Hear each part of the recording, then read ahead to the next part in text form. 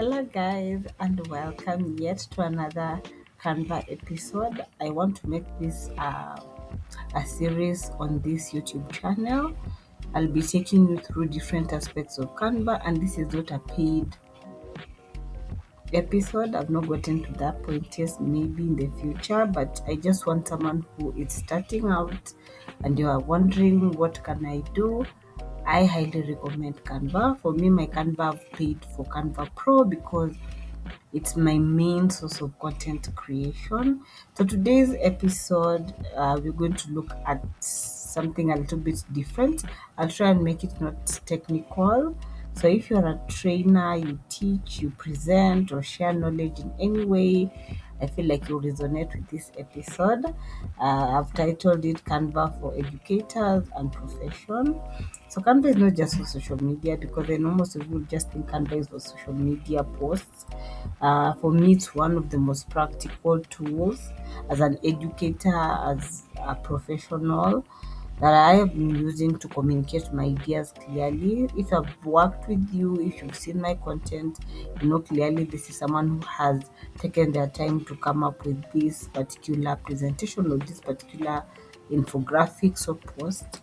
So in this video, I'll show you how to use Canva to create presentation 1, infographics 2, and a simple learning material without overcomplicating the design. So on your screen, this is the Canva interface. This is the homepage. You've already like figured from that previous video where I showed you the Canva interface and also how to make a logo. My name is Charity Wanyonyi, and today I'm wearing my Charity Haven digital hat, and we're going to look at how to just use Canva as an educator or as a profession to share your information. So let's start.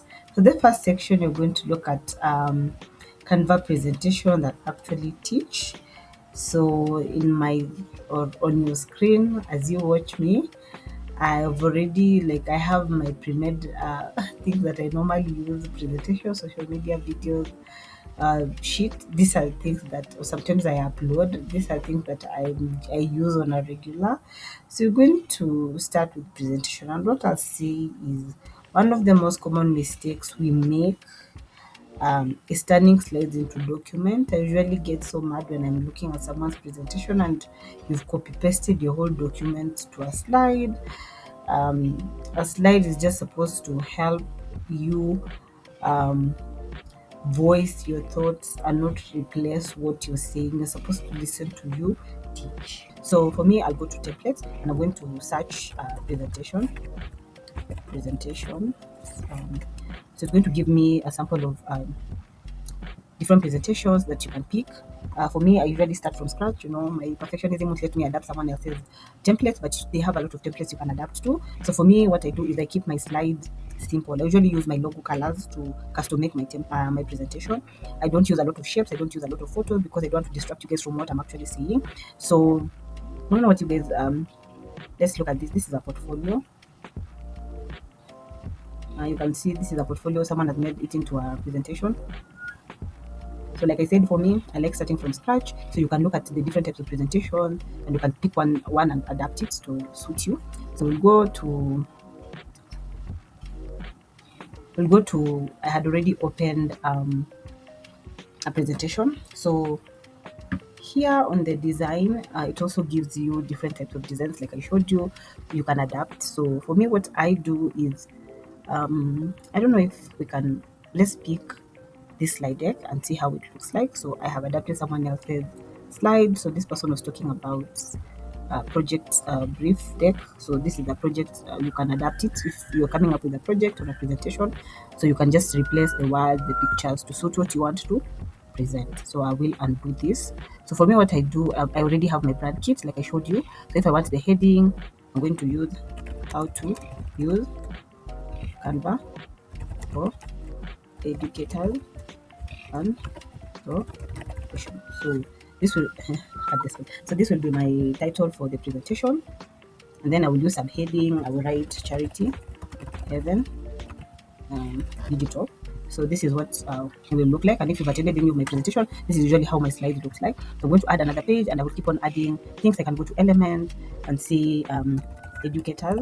so that it can give me photos of educators. So I can add this. For me, what I do is I will still go back to M Elements, and then I will look for a frame, because I want the image to just stay the way it is. So I can add the image to the frame, and then this is what I will write or add, and then I will write a subheading and bring it here and say welcome. So I'm just bringing it, so welcome, and then I will go to the body, I will add it, and then now I will write what I want to write, and then I will add another page. So that's how I make my slides on Canva. And then if I want to present to you guys, what I normally do is just go to now the full screen, and then I will be moving from here, here, and all that. So that is how I make the presentations. Like I said, when you go to design, there are different types of templates you can adapt to suit what you want to do. For me, what I do and the few tips I've given you is I don't use more than 3 colors, because my brand colors are usually green, except for Heaven Digital, which is gold with a shade of yellow. So one idea per slide. Like after I've written here welcome, I'll come here and see presentation, like what I'm doing right now.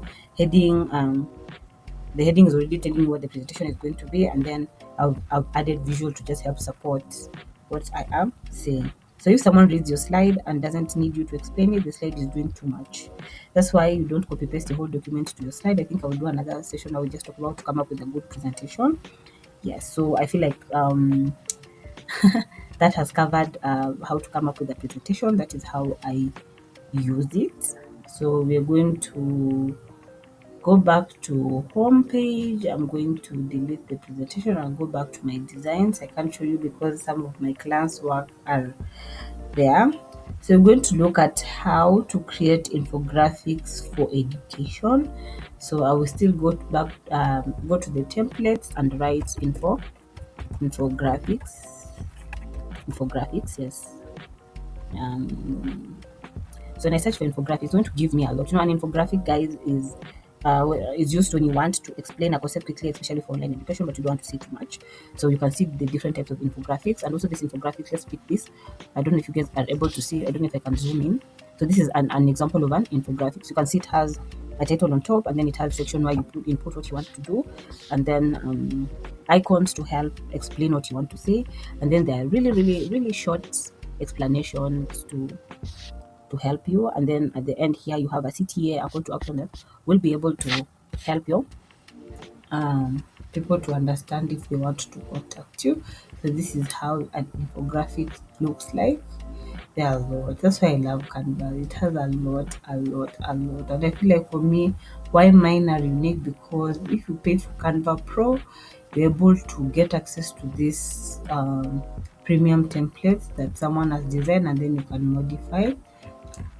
So guys, can we yeah, can we do like start from scratch, So this is my infographic blank Canva. So I'm going to add my heading. So of course I'm going to reduce the heading and say how to use Canva for educators and professionals. So you can see the font is still too big, so I will keep on reducing until it fits. So that is my title, like I told you guys. And infographic has to have a title. You can have a subtitle if you want. So for my section, I'll go to element, and then I'll go to shapes. Yeah, I like the new outlook of Canva. So I can go to shapes, and then I will add like 4 shapes here to just help with the explanation. So I will come here to text and add good, because I want the text to be very limited. So I will say presentation. So I still feel like it's too big. Hold it. I will hold it, and then I will duplicate it and say infographics, and then look at the spelling. Wow, infographics. Then I will say what can I say? Helpful tips. So there's no need for us to have this big, so I can just do this. This will tell us about the presentation. This will tell us about the infographics. And then the helpful tips will come here. Then I'll go to subheading. Take the subheading here. Reduce the font. I'll say this will be like a quote. You never stop learning. Okay, so this will be like what have I done wrong? You never stop learning. So this will be my quote.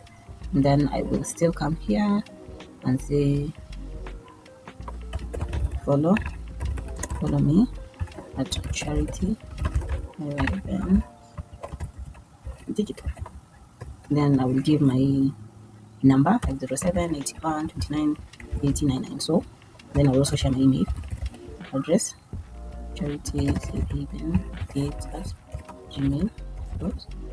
So this is just like a simple infographic that will be able to guide me like for presentation of right here and all that. So this is just like a simple infographics outline that you can use to just explain. Like you don't need to watch this whole video when you come across this infographic to be able to also help you.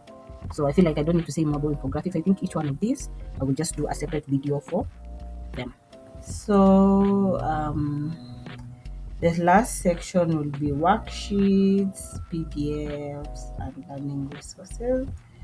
So we're going to create. So when you go to create, it gives you a lot. So we're going to look at PDFs, but PDFs you can save them after you've made a document. So document, this is how the document will look like.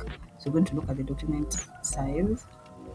So it will take you to a clean sheet of document, and then you can write. If you're writing an ebook, or you're writing a novel, or you're writing a guidebook for people, you can just write. And then when it comes to share, download, it gives you an option of downloading the file as a PDF. Yes. So for the PDF, you guys, I feel like I will explain. This is just me taking you through things that you can use as an educator. So worksheet, it's just the same. Let me wait for it to load. So the worksheet, if you've worked with Excel, this is what a worksheet looks like.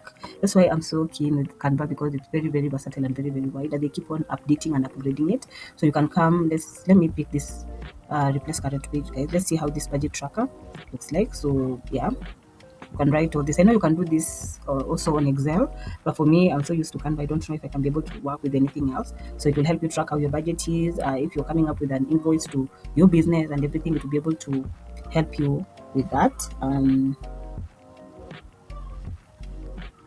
So you can also go to design and look at monthly budget, expense monthly, title, everything like click track, inventory. It can just help you come up with everything that you need. For me, I feel like Canva is also very powerful in creating downloadable resources, guys. Let me take you back to homepage. Let's write an ebook so that you think I'm joking with you guys. I'm not.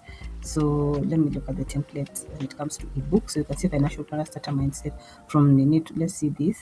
So you can see like this is an ebook, an e-guide. Let me show you guys how to have a better work-life balance. So if you like this particular template, you can come to customize it, and let's wait for it to load. And now replace it with your nutrition guide. Let's say like a guide to maintaining a healthy weight. You come, let me explain for you guys. You can come here and see how to have a better work-life balance. This is a guide by this person. So it has 14 pages, like content. Like you can actually write a book, because I don't know if you guys, apart from the few people I know, very few people have like written a book about the life of a nutritionist. That's also a niche you can look at. Let's go back, and there's so many of them, guys. Like people are writing and all that. Recipes. Let's look at recipes. Yeah. So here are recipes too. This is a recipe for a pancake. Chicken, fluffy pancakes. Like it has a lot of templates when it comes to this, and you can download it as an image or as a PDF or as a printable, something that someone can stick on the fridge to be able to help you. What else? Meal plans, you can customize it. It has a lot, like healthy meal plans, like for pregnancy. You see, like you can come and customize. Let's look at this. Let me wait for it so that we can go to full screen. So this is a pregnancy with meal plan. So this is what you can have for your clients if you're running a private and you can put your logo and customize and change the fonts and everything. That is how a meal plan looks like. Daily self-reflection. If you're reflective, healthy meal schedule. Like think outside the box and do a shopping list template. Someone can be ticking when they go for shopping in order to buy unhealthy food. You're writing for them a checklist, and there's just so many e-resources you can have and sell them at a cost 200 to 500. If you can sell 10 of them, 500. It's 5,000. Is it 5,000? That's just 5,000 in your pocket. Yes. So there are tips that I will leave you guys with is use document templates for PDF. Like I've showed you how the document template looks like. Leave enough white space for reading. Don't clutter your word. Keep fonts readable, export as PDF when you're done. This is perfect for handout session, follow-ups, and resources you share after a training. So we're going to look at the last session, designing with a learner mind. Yeah. So when you're designing for education, clarity matters more than aesthetics. I know for me, aesthetics is my Achilles heel, but when you're designing something, have a learner's mindset. You know, let me show you. Let's see a diabetes poster. So you contrast, like look at this. The person constructed dark text with light background. This one is a dark background with light text. A dark background with light text. Like I want the Nini to capture you. So the font size really matters. Yeah. Consistent colors, avoid cluttering. Like let's look at this. You know, this let's go to this. I'm going to wait for it so that we can understand what I mean when I was telling you guys. When you look at this, um, the lighter background is constructed by darker fonts. Images to show the test strips, the temperature gauge, and everything. So you can see darker background contrasted with lighter fonts so that you can be able to see. So when you're coming up with a poster for your business, this is what you do. When you're coming for a poster for education, make sure you do this. But sometimes the goal for me is usual to look like a designer, but for me, a goal is supposed to be understood. So this and look at let's look at a poster that has been made. Let's look at this brochure. So this is an example of a brochure. You can also make a brochure, you know, for your business. You can write everything. I've also been trying to know how to make a brochure. So this is a brochure. So you can see lighter background contrasted with darker colors or darker fonts. Big, you can understand. So like it's simple to understand. It has everything a learner can read. Because when you're making this, you have to think about the person you're making it for, and you're not making it for yourself. Yes, guys. So I feel like I have exhausted what I wanted to talk about today. So we're going to go back to homepage and just wind up the episode. Whether you are an educator, professional trainer, content creator, Canva can help you communicate better. I'm not necessarily louder. In the next episodes to come, as we continue with this series, I'll be able to show you how to create social media content, poster, repurpose design effectively. And I feel like it will be able to help you because I get a lot of DMs asking me what I use and everything. Guys, this is what I use. So if this was helpful, please subscribe, share this episode, and let me know if I have not captured what you have wanted so that I can incorporate it in the next session. So design to teach, not to impress. Remember, one idea per slide and clarity over creativity.